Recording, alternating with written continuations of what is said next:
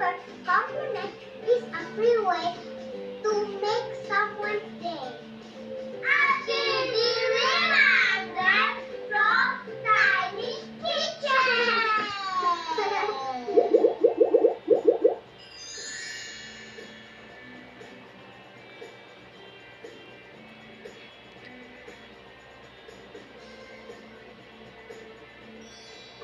Kids, let's say no to bullying. Speak out and make friends.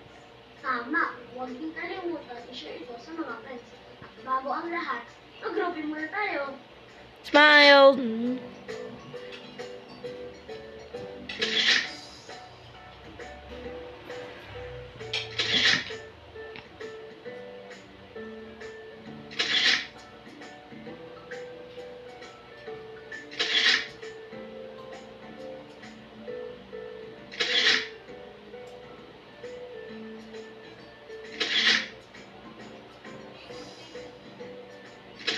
Share your groupie or selfie with your friends sa Tiny Kitchen Facebook page. Bigyan nyo rin sana yung poems, drawings, and stories about no to bullying at tinyKitchen@gmail.com. Pero mas mahalaga ang food person. Kaya naman, sabi nga sa Matthew 22, verses 37-38, Jesus replied, "Love the Lord your God with all your heart, with all your soul, with all your mind." This is the first and greatest commandment. The second is just like this. Love your neighbor as yourself. Okay, stop for another ha. See you again next week. Ito lang sa... Tiny Kitchen!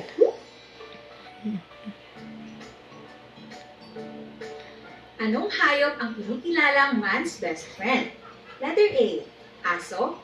Letter B, ibon. O letter C, pusa. Ang tamang sagot ay letter A. Ang aso ay kinikilala bilang man's best friend dahil sa angkin nitong talino at loyalty sa amo nito. Kinilala ang mga ito dahil sa kanilang mabait na ugali na nakapagbibigay saya. Tama.